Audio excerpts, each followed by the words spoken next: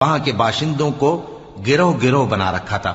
ان میں سے ایک گروہ کو یہاں تک کمزور کر دیا تھا کہ ان کے بیٹوں کو ذبح کر ڈالتا اور ان کی لڑکیوں کو زندہ رہنے دیتا۔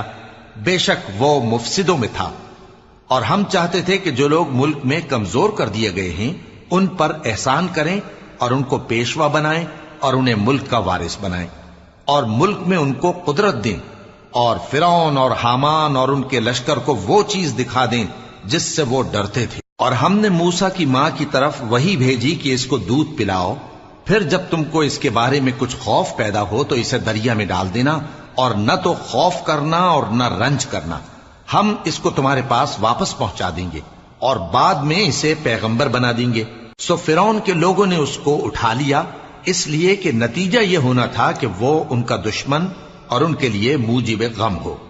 بے شک فرعون اور حامان اور ان کے لشکر غلطی پر تھے،